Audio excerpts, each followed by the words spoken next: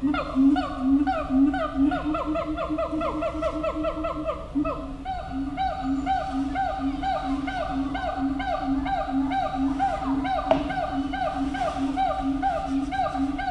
you guys back? I was trying to get some more sleep and listen to the ruckus. I mean, geez. Who invited the monkeys? Oh, can't even go out in the forest anymore without monkeys. Well, at least I got a fire going. And no thanks to you, buddy. I ain't never making no fire for you. It's as real as ever. Did you hear that? And at least I got some coffee. No thanks to you, dude. Oh, so you managed to get up off of your behind for 5 seconds? Oh my goodness. I don't know why I hang out with that guy. Well, I'll tell you, it ain't no pleasure for me. Alrighty. Well, since you're here, may as well do a lesson. Then get the monkeys to shut up somehow. Be quiet! It worked. I didn't think of that earlier. Alright, let me throw this off. I'm going to freeze, but I do have that fire. Oh, it just went out. A minute ago. Didn't notice. Well, alrighty. Okay. Welcome back. Well, what we're going to do now is we're going to continue on talking about science. We're going to talk about something specific here. Okay, we're going to talk about induction. I'll say a couple things from last time, from the lesson last time. Just because there's problems with our theories and our observations, it doesn't mean it doesn't work. Okay?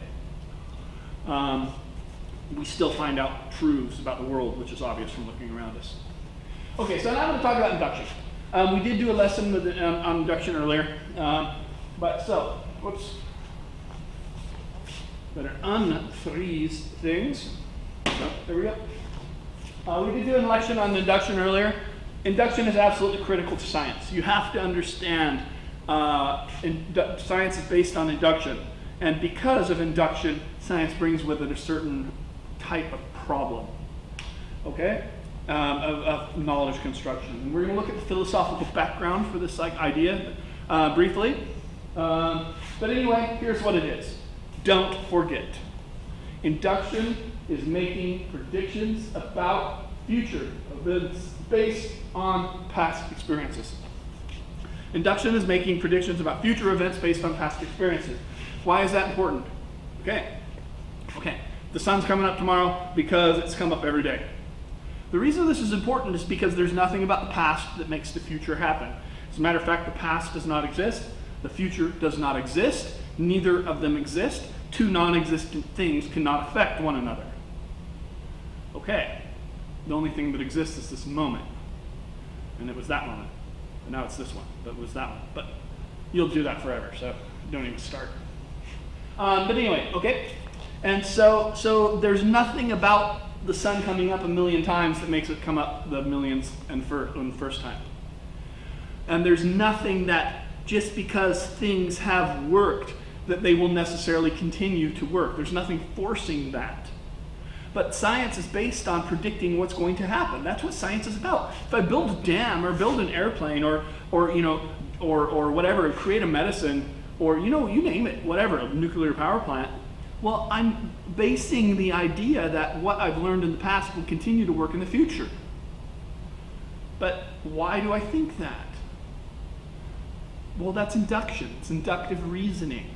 Okay, so let's take a look at that problem. And this causes problems for science because things do stop working, or sometimes they're not, or whatever. We'll look at it a little bit more.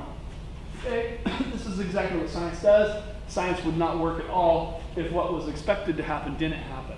Okay, and the problem with inductive reasoning is this. It is just what I was talking about. So I'm going to skip over that one. And I'm going to take a look at some philosophical standpoints. Now, we did something with this, and I don't know how much you guys remember it, but it's good to go over it again. Now, David Hume was a philosopher, mathematician. Hey, maybe I should dress up like David Hume sometime. My goodness, I wonder if I could get a powdered wig. Powdered wig would look good on this man. Yeah. Anyway, what Hume said that science falls into the category of expectational knowledge. And so basically, I'm going to skim through this briefly. I would do this more, but like I said, this is a bit of a review. Basically, what he said is that it is irrational. Not that it's not going to happen. He was a scientist, he's been a mathematician, he did a bunch of stuff. But it's irrational for us to believe that the future will conform to the past. There's no rational reason that we should think it would. Okay? And so he had two main problems with induction. The logical problem. Are we logically justified from reasoning that things in the past will continue to happen in the future? No. No. We're not logically justified. So logically, I mean, if we're going to say we want premises, if we were to say it happened in the past, therefore it must happen in the future, that's not correct reasoning. The premise is wrong. And this is the important thing. It's absolutely wrong. The premise is totally wrong. So is science based on faulty reasoning? That's the interesting bit, because we don't think of science being based on faulty reasoning, but it is, according to him. Okay? The answer is definite no! There's no logical justification whatsoever! Ah! Okay? He's so angry about it, he dropped his powdered wig. Anyway, in his second problem, the psychological problem. He didn't call it the psychological problem. That word wouldn't have been in his vocabulary at the time. But basically saying, well, then why do we believe it? Why do we believe it? And basically what he said is this. It's basically, here is, we think this way, basically. Like I said, I'm skipping over the longer stuff I would do in class, but this is the basics. We think this way because we have the conditions. He wouldn't have had that word probably in his vocabulary either, but the idea is it's irrational for us to believe it, but we believe it because we're conditioned, because it's happened so many times in the past, so we kind of unthinkingly and unwittingly put our faith in the fact that the inductive reasoning of the things in the past will continue to happen in the future. I mean, I don't really have any reason to think the sun won't come up tomorrow, or will stop spinning, whatever you want to call it. But I mean, I don't have any real reason to think so, but I don't have any reason to think that it should. So the next time you get on an airplane, here's a scary thought, so don't think about it. But it is, why do I know this airplane is going to fly? Because it's always flied in the past? Well, that doesn't change the fact that this one might not fly. And so this is, but we get on it anyway because we want to go somewhere, and we're just like, oh, like, or whatever, to hope you're not going to crash. Okay, but anyway, so he argues, just like I just said. So, but all of a sudden, but that does not really sit well for explaining scientific knowledge. It does not sit well. You can't be like, oh well, okay, science is based on no logic. Scientific knowledge is based on faulty reasoning. We can't really call it knowledge because we don't know what will continue to happen. Enter Popper. This was actually philosophically, this was kind of a perplexing paradox, which kind of lasted until Karl Popper, that guy. Anyway, so he's one of the most important 20th century philosophers. So if you ever get into philosophy in the university, you would certainly learn about Popper. And as far as science is concerned, he's very, very influential and very important. Oh, I got a rock in my shoe. Ugh. Anyway, so nevertheless, he agrees with Hume that induction is irrational. He asserts science is about regularities. Knowledge comes from finding counter instances. A counter instance is an instant which proves the reality. So he used this example. Well, he didn't use it exactly like I'm going to use it, but I'm going to use it like I want to use it. So let's say that all geese are white. All geese in the world are white. Let's make that claim. Every goose is white, or swan. All swans are white. Okay? Not goose, that's obvious. But all swans are white. And so, how would I determine the truth of that statement? All swans are white. Well, I would have to, the only way I could do it, I would have to find every single possible swan on the planet. Okay? I'd have to start like a swan Gestapo, going around rounding up swans. And the swans would get word of this, and they would go into hiding in strange places. Okay, so how would I ever know that I got all the swans? I wouldn't. There might be one I haven't seen somewhere. One different colored swan that I'm not finding. Okay, how would I know if all swans are white or not? There's only one way, and that comes from finding a swan that is not white. And as soon as they found black swans, and it wasn't like in a ballet, I'll do a pirouette. Graceful, yeah. But anyway, so these don't really work. Otherwise, if I had the proper shoes, it would have looked good. But they found black swans, and all of a sudden we know that all the swans are not white. This is the thing. We disproved the claim that all swans are not white. That all swans are white.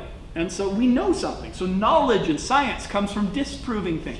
And you wonder why science is trying to falsify stuff all the time. Well, they were doing it before this, but before he came up with the idea. But I mean, why does science try to falsify things? Well, exactly for that reason, because they don't know it will continue to work. And if they try to falsify it, and they fail to falsify it, and they try to falsify it, and they fail to falsify it, and they say, yo, you guys, you try to falsify it, and they fail to falsify it, and people over in Japan fail, and people over in, where do we want to go, Sweden fail, and people in Brazil fail, and everybody fails to falsify it. Well, then eventually we say, well, this must be true. And we come to the assumption that it will be true. Although it can continue, although in the future it may not be true. We leave that sort of scientific, we have a sort of scientific humility that what we know now is what we know now, and it may be disproven in the future. And the longer the longer you fail to falsify it, the more likely it is that it's true. It's about a probability. I'm going to give you an example. Okay, a few years ago at the LHC, under the mountains, the Large Hadron Collider, yeah, fancy. And it's this tube, this like acceleration tube thing that they built under in France and Switzerland, under the mountains, way under it. And they speed things up, speed them up. Okay, and we've always known that the fastest speed in the universe is the speed of light. That's a premise. But still, this is what's really good about the example.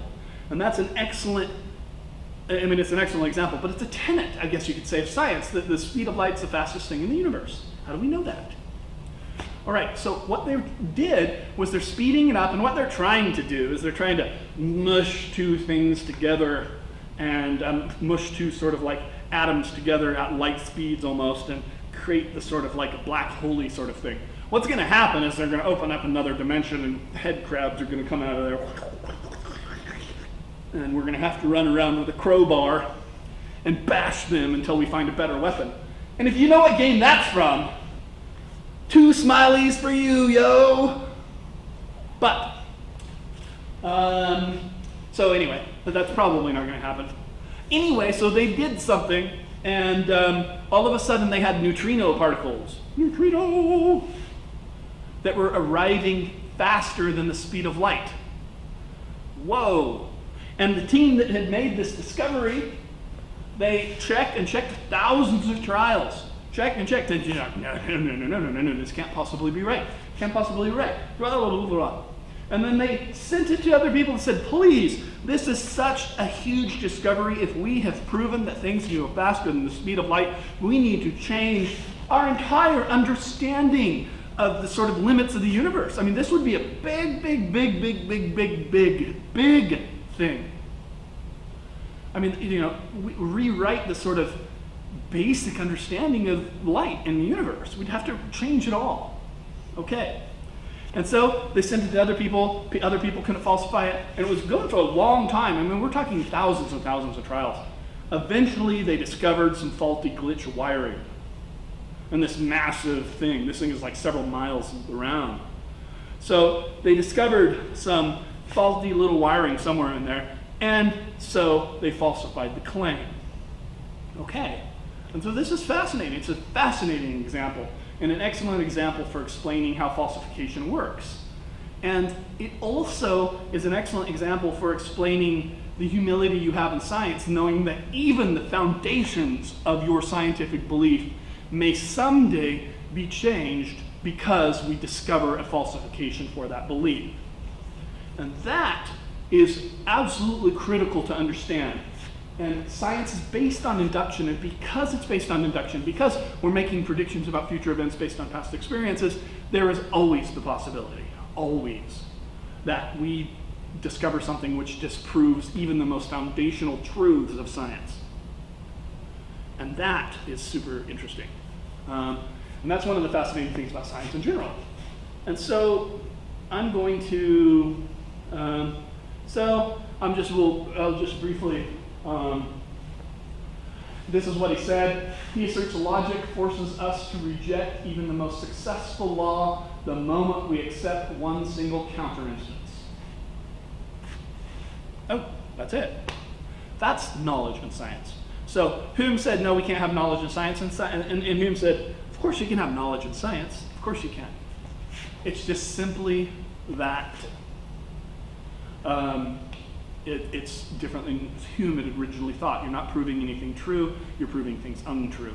The longer it remains not proven untrue, more likely it becomes that it is true. Science is about probabilities. It's not necessarily about proving things with 100% assuredness. Now, when we're going around and people are doing science and doing those things, they don't think about this all the time. But at its foundation, that's the basis. And I think there's a lot of stuff there. Yeah. And I think that's going to be good. So, well, guys, I think hey, monkeys, you guys can start your noise again.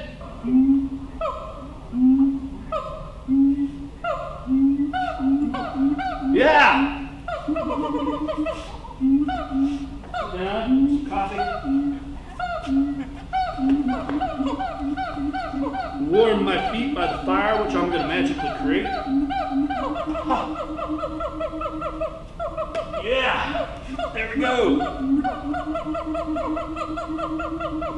See ya.